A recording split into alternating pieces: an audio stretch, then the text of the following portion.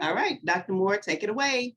Okay, so first of all, I see some very familiar faces I haven't seen in a long time. So hello to everybody. It's great to see you, even if it's not in person. It's great to see you on a picture. We need your help. So you've been solicited to give us a little help today. I don't know how much information you have regarding the stimulus package that our federal government has put out and how that affects local school districts in Texas. So, but we need your help in order to access some of that money, which I'm going to explain here in just a second. It's kind of a long explanation. And then in the end, I'm going to tell you that I'm guessing at a bunch of stuff because we don't have all the rules either. But you'll hear the whole story and you'll understand why you're here and then what we need you for. But before we even start, I just want to thank you for your time. Time is important, and some of you guys, I shouldn't say some, all of you probably have something else you could be doing today. So you're spending your time helping the children of Galena Park, and we greatly appreciate it. So sometime this spring semester, $2 trillion stimulus package was rolled out by the federal government, of which about 17 billion with a B dollars was given to the state of Texas. It was given to the state of Texas in under two different titles.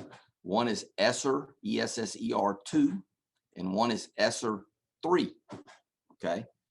The ESSER 2 money has been set aside by the state. We didn't get any of that. That's about a little over $5 billion. Okay. The ESSER 3 money was about 11 billion, 11 and some change. And when you're talking about billions, that change is a lot. So, and if you guys remember when the Texas state legislature went in session back, this spring when they started, you heard some push from some of our federal officials, particularly in our area. Sylvia Garcia was pushing for the state to release the money. That you may have heard that on the news. You may have seen it around in any type of publication that would have come out from any kind of government officials. Okay. Well, that went back and forth a little while. And finally, Greg Abbott released $11 billion, that's with a B, to the school districts in the state of Texas. So that money was then divided up by the comptroller's office or somebody way up there in the government. And it was divvied out based upon need. In other words, the more kids you have that are considered low income, the more money you get. Okay. So Galena Park's portion of that money was $66 million. $60 million. Of that $60 million, Greg Abbott only released 2/3 of it. So he told us we got $40 million coming to us. But in order to access it, we have to have a plan. Okay. And before we develop this plan, we have to have community members, principals, teachers, representatives that represent special ed children, all these different groups participate in our planning. So, we pretty quickly, I got with Sharonda and we pretty quickly kind of set this up. I got with Miss George, who is our CFO, and she kind of set up a little scale of maybe where the money would go, kind of like a little umbrella view of how we would maybe use this. Well, in the meantime, we've heard a lot of stuff from the legislature saying things like, well, we're not sure we want you to spend that whole 40 million in the next 3 years. You may have to set 40% of that aside to start to use in 2024. Okay. Well, but that hasn't happened. We're just hearing those kind of things. So what we've decided to do is just move forward with what we know is fact. Okay. We got $40 million and we have to have a plan, a grant plan submitted to TEA sometime before the end of July. Okay. Now, guys, $40 million is a lot of money. We don't have all of our test scores on kids yet, so we don't know. Uh, uh, we don't know exactly where we need to put all the money, but so we're trying to come up with this umbrella kind of plan that we can operate in once we get more information, if that makes sense. Any questions so far? So everybody's aware, everybody knows what the money is, that you heard about the money. You understand that we got to come up with a plan. You understand we don't know all the rules. So our plan is very general in terms of how we can spend it. Okay. And just so you have some reference, you know, if you divide $40 million over 4 years, it's about 10 million a year. Each year, we run about a $300+ million budget a year.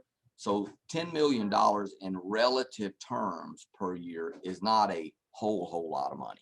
When it's all grouped together, it sounds like a lot. When you start dividing it out and paying employees, it's not a whole lot, but it is significant, and we can get some good use, and our children can get a lot of help with it. So that's where I'm about to go.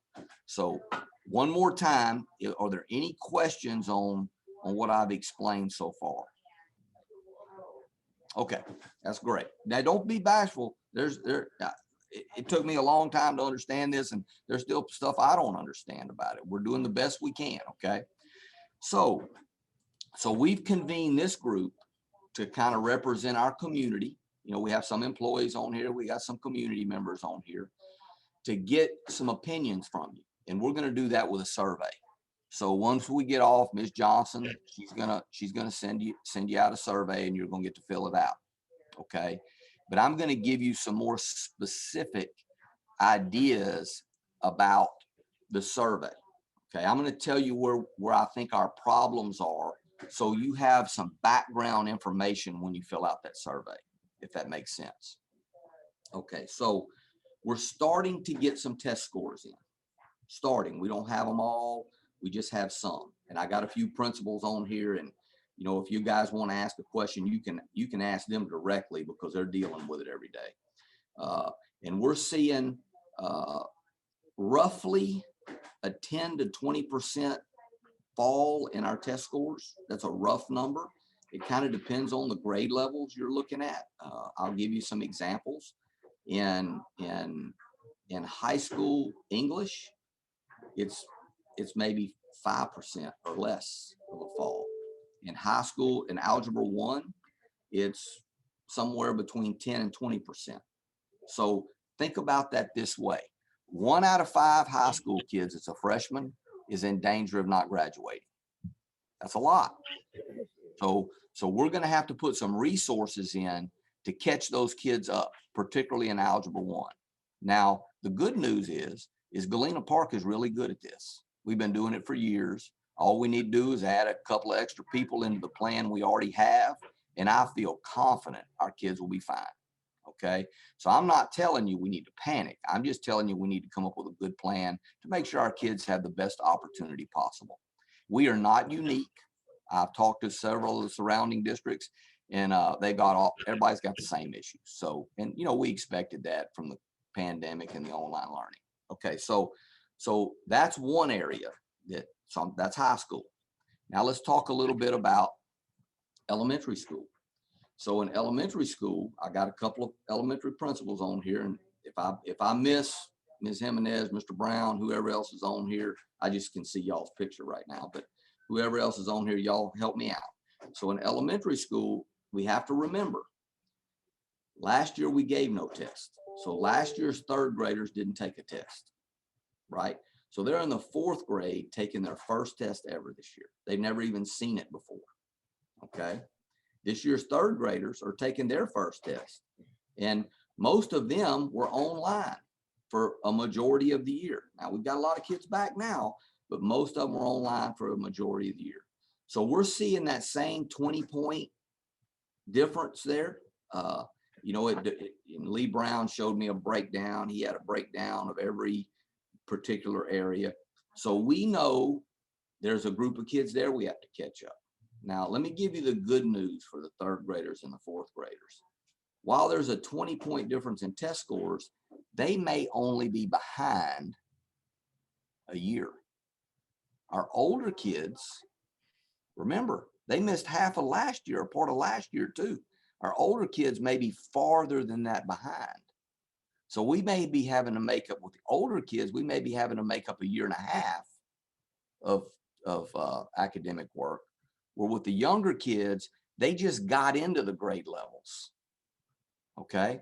So some of them could be as far as a year and a half behind, but I think the catch up in elementary school may be a little easier than the catch up in high school. That doesn't mean that we're not going to focus resources there. I'm just telling you the facts as I see it breaking down. Okay. Elementary principals, y'all want to help me? Anybody want to? Lee, where are you, Lee? Yes, sir, I'm here. Okay, so explain to this group, Lee, since I got you. Explain what you told me about what you saw. We've only taken math tests. That's the only scores I've gotten back yet. My fifth grade was, we're normally in the 90s after taking 2 tests. This year, we've only taken 1. We're in around 70% with the first just dry run of scores. My third and fourth grade scores are much lower than that, and I'm dealing with a difficult population. I'm worried about kids because, you know, they say if they don't get a solid education in first and kinder, it's gonna be hard to catch them up. So I worry about our kiddos, but I also see the point in the secondaries and what they're going to need. But yeah, I think this money to me should be poured towards what are we going to do to catch our kids up, to give a solid education so they're going to be able to compete and take care of their families in the future. That's the ultimate. And to me, and I'm going to tell you my opinion for a second, our greatest resource is our employees, the ones that sacrifice every day and work very hard for our kiddos. So yes, we need to do what we can to keep those employees, but we also need to think about things like technology and so forth in case for what's coming in the future. Is it going to be, you know, we missed more days the last couple of years I've ever seen. We missed because of a plant explosion. We missed because of freezes. We missed because we got to find ways to stop those things from happening. So I don't know what we could do about contingency plan for technology so that we can continue on and educate those kids no matter where they are or what hits us coming in the future. But that's just my opinion. And Okay, I appreciate it, Lee. Thanks a bunch. I saw Janie on here. Janie? I agree. Good morning with Mr. Brown in that our teachers are our front line, and we want to provide them the resources that they need to help our kids.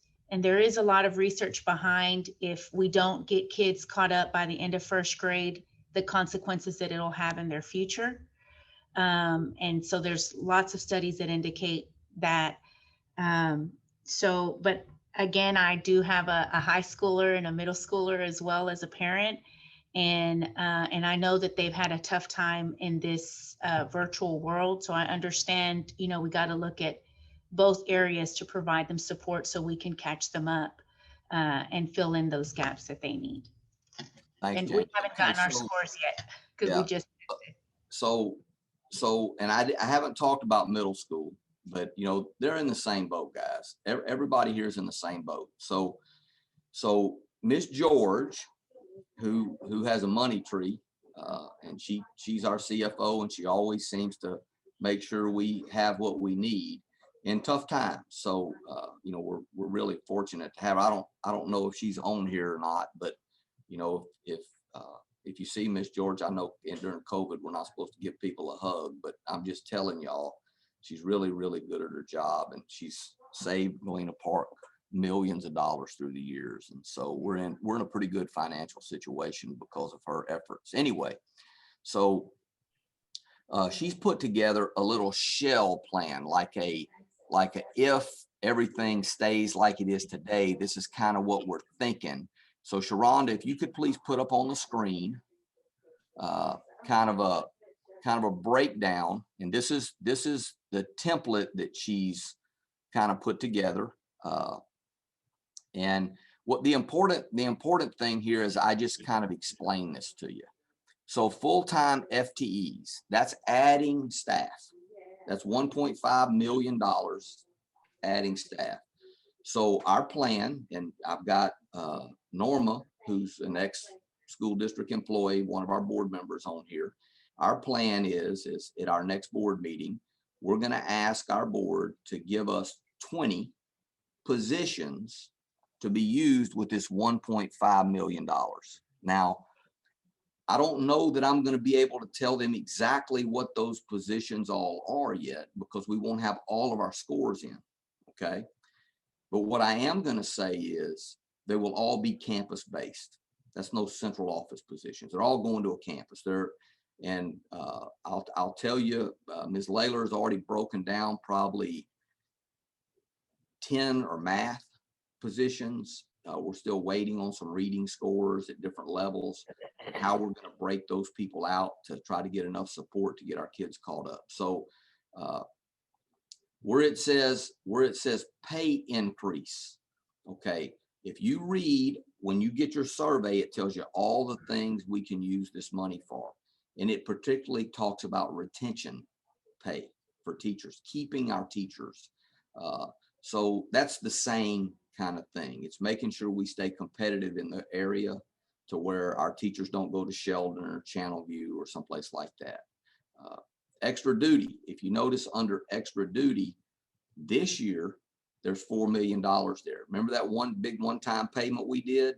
So we can reclassify some of that back and get some of that covered for this year, and which is totally eligible. And then we're going to set aside $1 million for the future so we can start tutorials in August.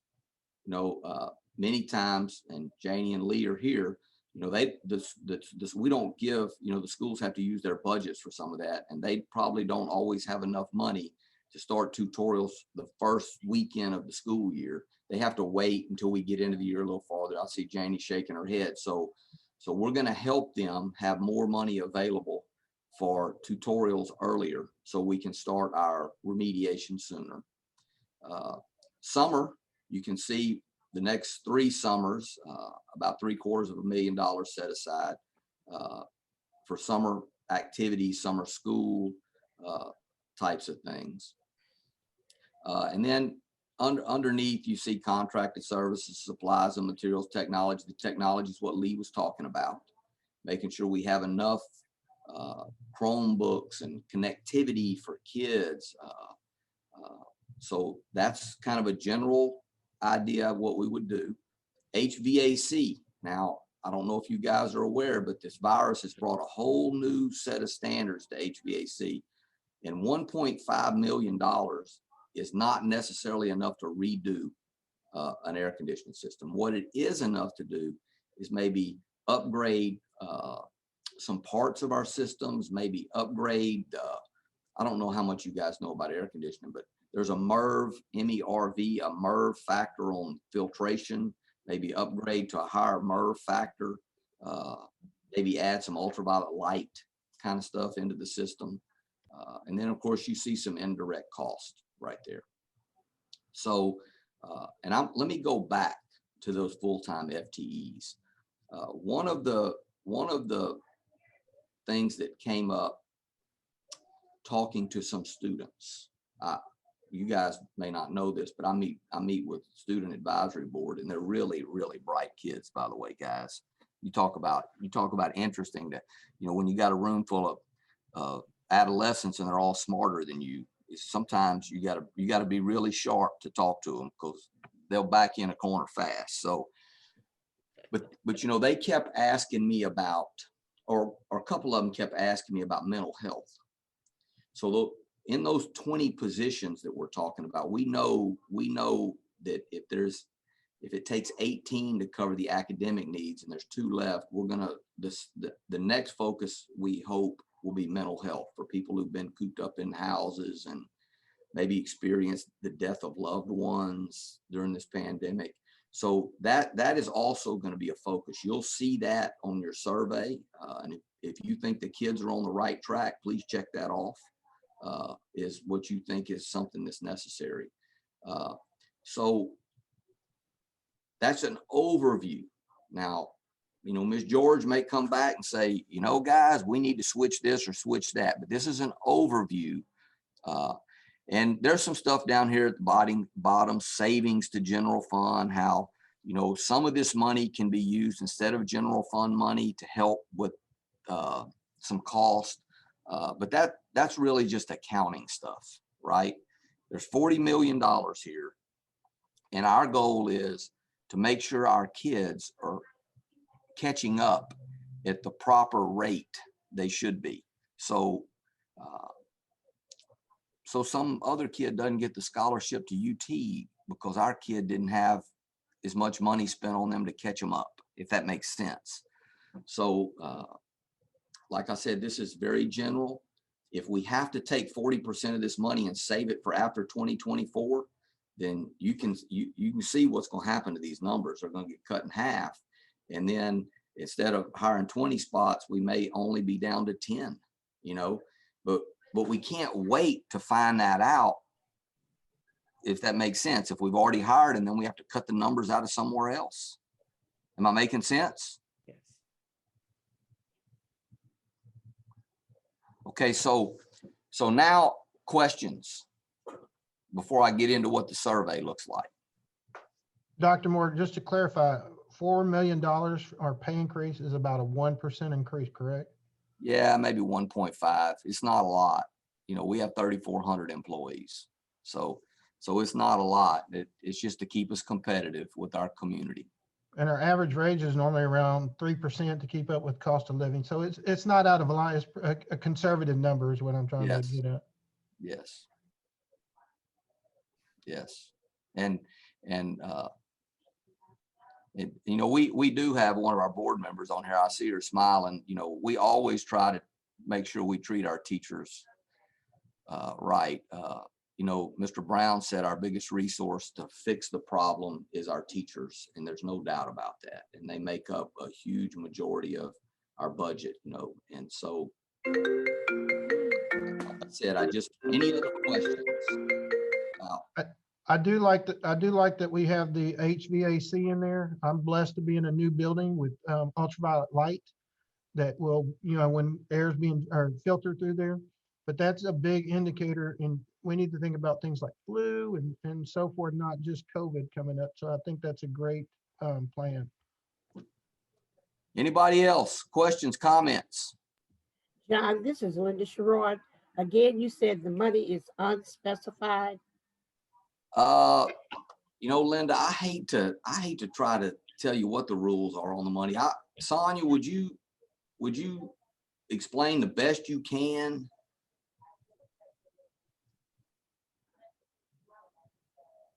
Sure, I'm trying to get myself unmuted. There's actually a few minimal requirements on the money. The 20% of the funds are dedicated by statute for learning loss, to address learning loss. And other than that, they've just given us some general guidance of acceptable uses. And they range from, you know, addressing mental health issues, hosting tutorials, extending the school year. It's just been very generic like that. It's almost like they're really giving us, so far with the guidance that they've given us, there has been a lot of flexibility in how we can use the funds. They do have the air quality concerns on there, anything to address any future needs related to health, you know, because of COVID. Any way to keep the schools healthy. So that's also included in the guidance. We are again seeing some movement. You know, the Texas legislature is still in session, and we have seen some signs that they may amend some bills that are currently pending and put some additional restrictions or additional requirements on the use of the money. But we don't have any of those. They have not developed yet. So there's nothing that I could share with you. You know, so, but the main thing is to address the learning loss, and then they've just given us a generic list of, here's ways that maybe you could accomplish that, along with making sure that the students and the staff are healthy. Okay. Thank you. Okay. Dr. Moore, Yes, sir. one of the things I would like to see is that with the teachers, and I call them the boots on the ground, I call the teachers, the ones that's in the schools. Yes, sir. Those are the ones that got first contact with those kids. And I'm looking at this pay increase, and I think Mr. Brown said it was about 1%. You said 1.5% increase. What are the other districts are doing? They're in that same range. So Mr. Allen, this is just what we're doing with this money. This is not the general fund for GPISD. Okay. No, I understand that, but I'm saying that other school districts, Yeah, they're going to going be doing some of the same thing that you are doing now. I'm not sure what they're doing with their ESSER money. I know that their general pay increases are probably ranging between 2 and 3% in the community. And we're probably going to be right there with them, Mr. Allen. The board has not approved what we're doing. But remember, we have a general fund that we're not presenting to you. Okay. Right. We're just presenting how we're going to use this money. So there's also a general fund set aside that we will be projecting pay increases out of. Okay. This money we're just going to use to help supplement that pay increase. So let's say the district could have afforded a 1.5% pay increase. This may add another 1% to it. Let's do it. And make Okay. it 2.5, if that makes sense. It does. Okay. So we do a whole lot of calling around and finding out what other people are doing. Ms. George has been doing that. I know Pasadena is going to do 3. I know Pearland's going to do 2. I know Humble's going to do 3. I've talked to Sheldon. They're going to do 2 or 3. They're not sure yet. And we'll be making some presentations to our board in June, making some recommendations to them, and then they'll be deciding exactly what we do. But we will remain competitive, my friend. That's a promise. Okay. Thank you. Anybody else?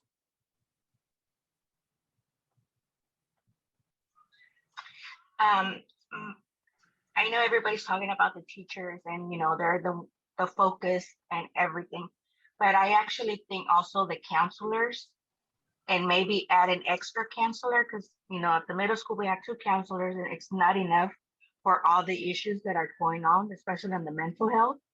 So I would suggest maybe adding an extra counselor per school or something to help. Okay, so we've talked a little bit about that. We have 25 schools. We only got 20 spots, if that makes sense. So I don't know that we can afford to add a counselor at every campus, but we can add some support for our counselors, maybe with some floating counselors, that kind of stuff. And we talk a little bit about that. So until we have all of our testing results in, it's very difficult for us to predict how many spots we have for what. That's why I told you we're gonna tell the board we need 20 spots, but we're not gonna zero in on how many of which spot it's going to be. We know about 10 are going to be academic. It may end up being 15. We're not sure. And then whatever we have left, we're going to put toward our mental health situation and best divvy that out to cover our need as best we can, if that makes sense. Does that make sense? You're on the right track. You said almost the same thing the kid said to me. So you're on the right track.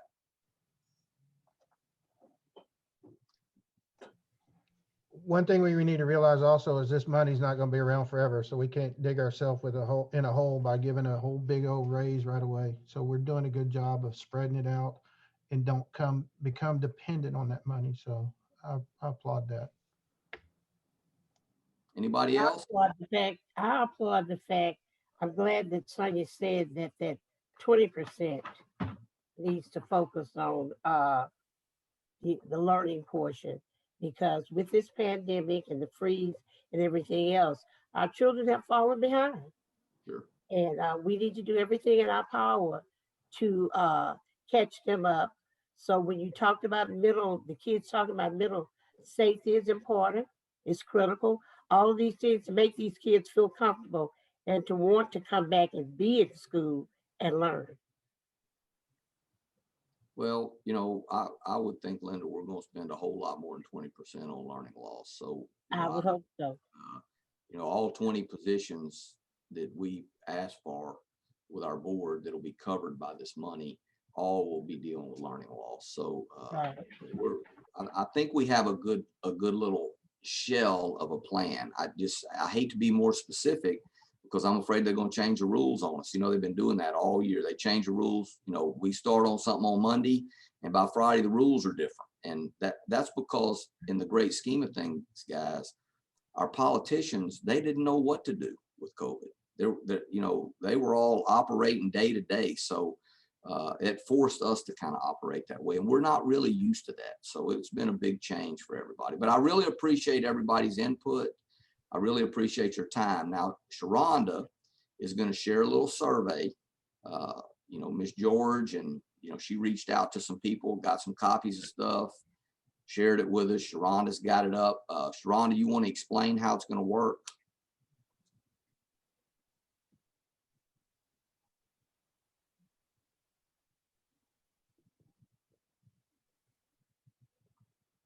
Muted.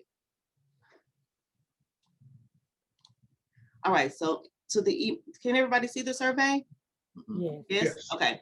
So this is what Ms. George and Dr. Moore shared. So it just explains that we would appreciate your thoughts on programs, resources, and systems that you see as a need for our district. And so here it kind of explains and gives examples. And then down below, you'll choose which stakeholder group best represents you or groups. So you can And select guys, you can be more than one group. You can be a parent and an employee. You can be a community member and a parent. You can be more than one group. You can represent multiple groups. Okay.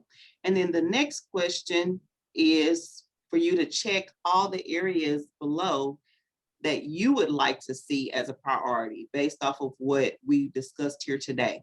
And so you can make as many selections as you'd like. And then there's a spot here for other, and you can fill that information in as well. And then just click submit. So it's really simple. It won't take you but just a few minutes. And we're going to be doing this with lots of groups of people. Okay. There's two reasons why. Number one, because in order to get the money, we have to. But even more important than that, we want the community to understand what we're doing. We want this is taxpayer money, guys. This is your money. So we want our community to understand that, we're transparent. We're trying to do the best we can with what we got. We have some kids that have fallen behind because they've been online this year. And, every kid online isn't behind. Some kids do really well online. Okay, let's make that clear. But we have some kids who didn't do real well online, and maybe they couldn't come because they had an elderly person living in their home, or they had somebody that was immune deficient. And so they had to stay online and they were struggling. So, we got to get them caught up. So once again, we appreciate your time. Thank you so much. Does anybody else have a comment? John, I guess I just kind of have a question. How tuned in are we? Because the legislature goes out of session Monday. So whatever weird change they might do is going to happen between now and then. But like talking to Senator Whitmire, Senator Alvarado, Rep. Hernandez, what's their fear of happening in a special session? I think that there's not going to be a decision made on this before then. And I think there's going to be a special session. And I think it's going to be the end of June before we know the rules, and we're going to have it turned in before the end of July. So we're just trying to get our stuff set up ahead of time to where we have an idea of what people's opinions are. So when we do get the rules, we can make a plan and get the money. Okay, I have something as well. Yeah. I'm so glad that we're having this meeting now. I like that we have a shell, and I like everybody's input. I mean, everyone is vested in this, and I appreciate everybody's opinion. And yes, we're gonna do whatever we can, whatever we need for our kids.